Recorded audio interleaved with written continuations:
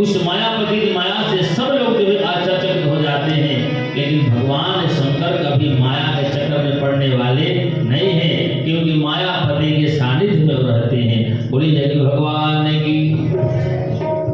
नारद पर माया का प्रभाव हो जाता है। जो दिन रात भगवान नारायण के नामों का कीर्तन करने वाले हैं, उस पर नारद पर भी माया का प्रभाव हो जाता है। जैसे एक बार श्री नारद जी महाराज भगवान नारायण के पास पहुंचते हैं, और नारायण के पास पहुंचकर भगवान नारद कहते कि प्रभु एक बात बताइए कि दुनिया में लोग कहते हैं कि माया माया माया माया माया माया मतलब क्या होता है? नारद जी किससे पूछते हैं? भगवान नारायण से, माया कौन है? और इसी बात को लक्ष्मण जी भगवान राम से पूछते हैं, प्रभु माया कौन है? और इसी बात को मां पार्वती शंकर भगवान से पूछती है, हे भोले बाबा ये माया क्या है? और पूरी संसार जानना चाहता है कि माया क्या है। तो भगवान राम कहते हैं लक्ष्मण जी महाराज से कि हे लक्ष्मण, मैं और तोर ते माया, ये मेरा है, ये तेरा है, यही माया है। ये बेटा मेरा है, ये बेटी मेरा है, ये परिवार मेरा है, ये घर द्वार मेरा है, यही माया है। ये जमीन मेरा है, मकान मेरा है, दुकान मेरा है, ये सब तेरा है, और ये इसका है, ये सब मेरा है, यही माया है। मैं और तोर ते माया। माया मतलब होता है माँ माने है, या माने नहीं। जो आंखों से दिखाई दे रहा है वस्तुतः मेरा नहीं है, वही माया है। नारद जी महाराज ने कहा कि प्रभु ये बात हमको समझ में नहीं आ रही, आप क्या समझा रहे हैं? तो भगवान नारायण कहा कि नारद जी तुम्हें थ्योरी समझ में नहीं आ रही है, तो इसका मैं प्रैक्टिकल करा देता हूं। लोगों को जब थ्योरी समझ में नहीं आती तो प्रैक्टिकल करा दिया जाता है, वो प्रैक्टिकल में ज्यादा लोग समझ जाते हैं। तो चलिए मैं आपको माया का दर्शन करा देता हूं। भगवान नारायण ने नारद जी महाराज से कहा। तो नारद ने कहा चलिए कोई बात नहीं, हमको थोड़ा माया का दर्शन करा दीजिए। तो आज भगवान नारायण नारद जी महाराज को माया का दर्शन कराने के लिए जा रहे हैं। बोलिए जय भगवान की।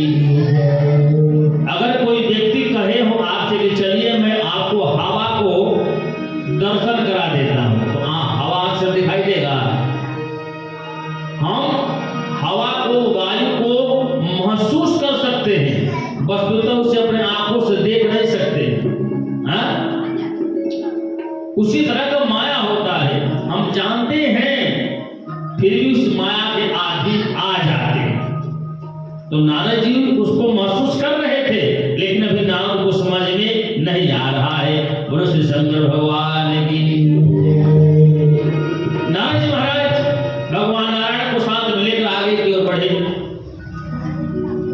अब चलते जा रहे हैं। लगभग 24 दिन तक भगवान नारायण नारद जी महाराज को लेकर चलते रहे और इस पृथ्वी लोक पर चले आए। और लेकर कहां चल रहे हैं? रेगिस्तान में, जहां जल का एक बूंद भी नहीं है। ऊपर से सूर्य की एकदम तपातप धूप, नीचे से एकदम बालू गर्म जल रहा है, और भगवान नारायण नारद जी को लेकर उसी पर चल रहे हैं। अब भगवान नारायण तो बड़ी आराम से चल रहे हैं, लेकिन नारद जी का पैर भी जल रहा है, और ऊपर से धूप के चलते बड़ी जोर से उनको प्यास लग जाता है। बोलिए जय भगवान की।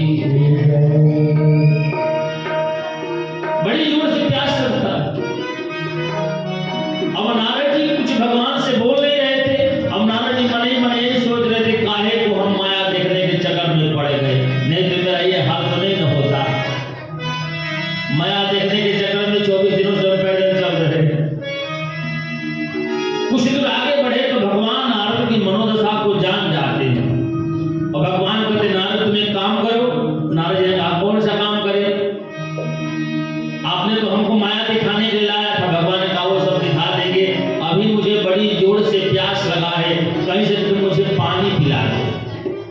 कौन कहते हैं? भगवान कहते हैं कि मुझे बड़ी जोर से प्यास लगा है, मुझे पानी पिला दो। अच्छा बताओ क्या भगवान को प्यास लगता है? जिनकी केवल कृपा दृष्टि से सकल विश्व को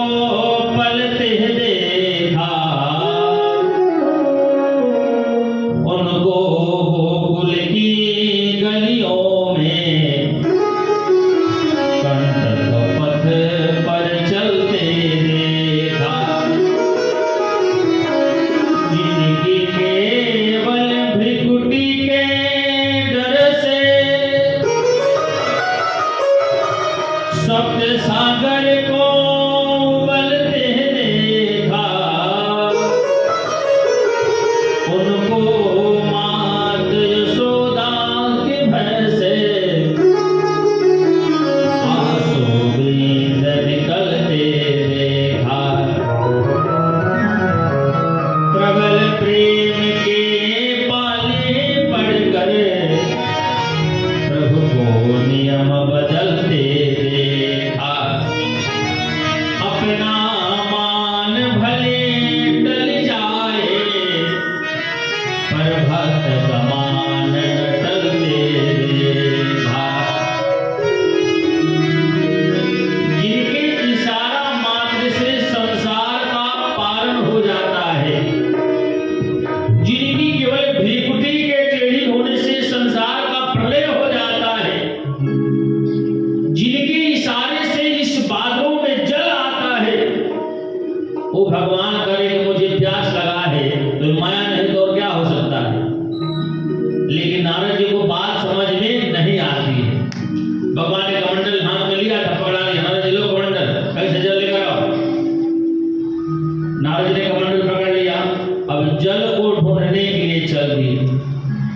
जगदीश जल के जो अधिष्ठात्र देवता है, जिनकी एक अंगूठा को धोने से गंगा प्रकट हो गई, जिसकी एक नेत्र आंसू टपकने से सरजू प्रकट हो गई, जो जल के प्रत्यक्ष देवता है, उस सामने खड़े हैं और फिर भी नारद जी जल इधर उधर ढूंढ रहे हैं।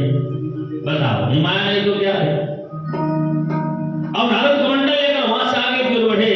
सारे देवता लोग देख रहे कि जय हो नारद जी, हम हर बात तुम तो लोगों को फंसाते हो, आज खुद ही भगवान के चक्कर में फंसे हो। आज तुम्हें पता चल जाएगा माया क्या होता है। आज नारद जी भगवान के चक्कर में पड़े हुए कमंडल लिए आगे पर बढ़ रहे हैं। देख ही देव समझ गए मायापति की चाल, नारद मन भ्रमित हुए, तत प्रेम मम आए।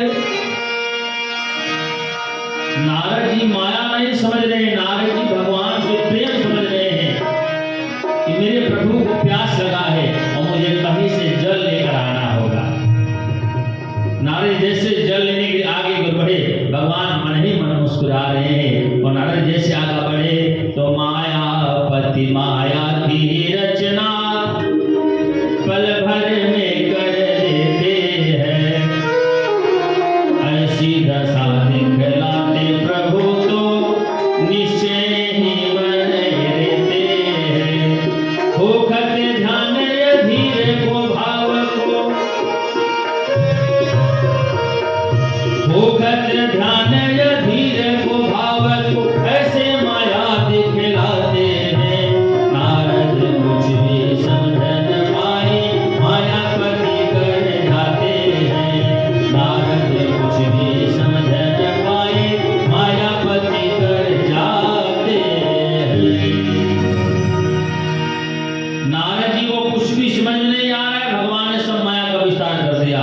नारद जी कुछ जैसे आगे बढ़े, थोड़े से और आगे बढ़े तो नारद जी को पक्षियों की आहट सुनाई दिया। जब पक्षी उधर से आ रहे थे तो नारद ने समझा कि अगर इधर पक्षी रहते हैं तो शायद आसपास में जल जरूर होगा। तो उसी दिशा में आगे बढ़ते हैं। और जब कुछ और आगे नारद जी बढ़ते हैं तो उन्हें 5 घर का एक गांव दिखाई देता है। बोले जय भगवान की। 5 घर का एक गांव दिखाई देता है। अब नारद जी उस गांव में जैसे पहुंचते हैं और जैसे फर्स्ट दरवाजे पर जाते हैं और दरवाजा को खटखटाते हैं तो वहां से खूब सुंदर एक कन्या निकलती है। बोलिए जय भगवान की। अब नारद जी महाराज जैसे कन्या अपने रूप से बाहर निकलती है और नारद जी ने अपने नेत्रों से जैसे उस कन्या को देख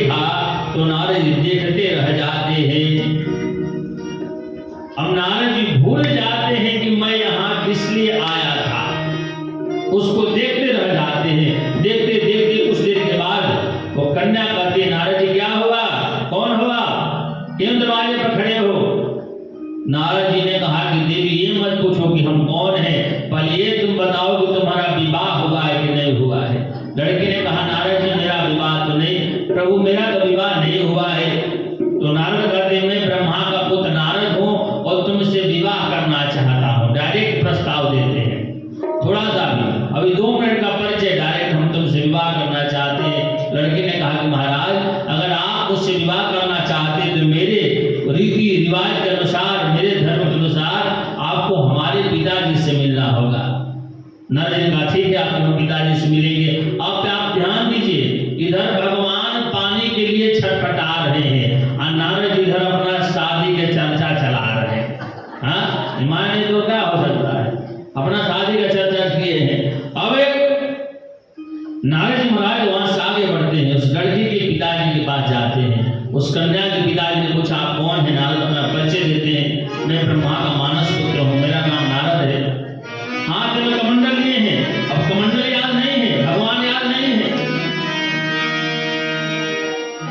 कन्या के पिताजी ने जैसे सुना नारद जी है तो बड़ी ही विधि विधान के साथ, रीति रिवाज के अनुसार नारद जी को अपनी पुत्री से विवाह करा देते हैं। बोले जय भगवान की। नारद जी का विवाह हो गया, लेकिन नारद को एक बार भी भगवान का याद नहीं आया कि प्रभु ने हमें पानी लाने के लिए भेजा था, जल लाने के लिए भेजा था। शास्त्रों में यहाँ तक वर्णन है कि नारद उस कन्या के साथ 12 वर्षों तक रहे और 12 वर्षों में नारद जी को 2 पुत्र की प्राप्ति हो जाती है। बोले कृष्ण भगवान की। 2 बेटा भी प्राप्त हो जाता है, लेकिन नारद को एक बार भी भगवान का याद नहीं आता है। भगवान नारायण ने कहा कि जय हो नारद। जल लाने के लिए गए थे, 12 साल बीत गया, एक बार भी भगवान का याद नहीं रहा। तो फिर भगवान ने क्या किया कि नारद जी जहाँ रहते थे अपने परिवार के साथ, वहां प्रलयंकारी बारिश चालू करवा दी। प्रलयंकारी बारिश, इतनी तीव्र गति बारिश हो रहा है कि लगा कि 1-2 घंटा में पूरा जो नगर है, पूरा जो गांव है, वो सब जलमग्न हो जाएगा, पूरा जलमग्न हो जाएगा। सभी लोग इधर उधर भागने लगते हैं, सभी लोग इधर उधर सुरक्षित स्थान पर जाने लगते हैं।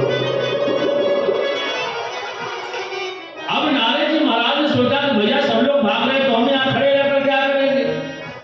तो नारद ने क्या किया, बड़े बेटा को दाहिने कंधे पर और छोटे बेटा को बाएं कंधे पर बैठा लिए और पत्नी के से हाथ पकड़ लिए और वहां से बारिश में भीगते हुए सुरक्षित स्थान पर पहुंच रहे।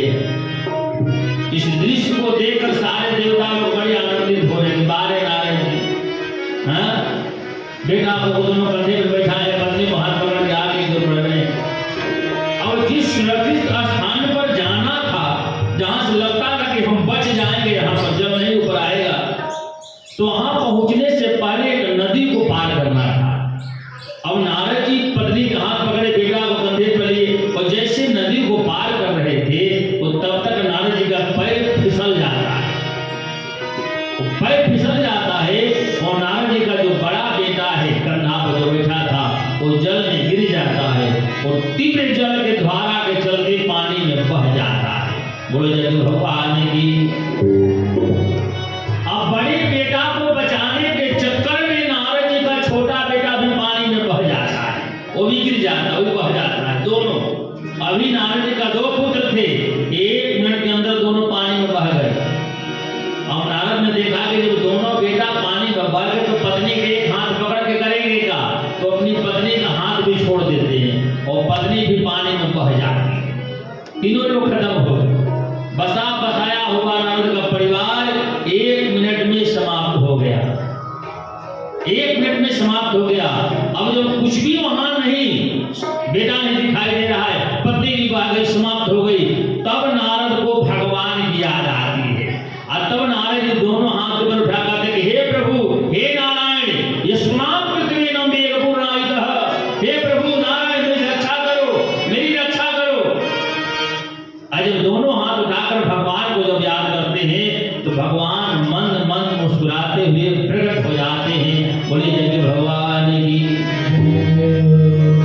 और जैसे वहां भगवान जब प्रकट होते हैं तो ना वहां पर कोई नदी है, ना कोई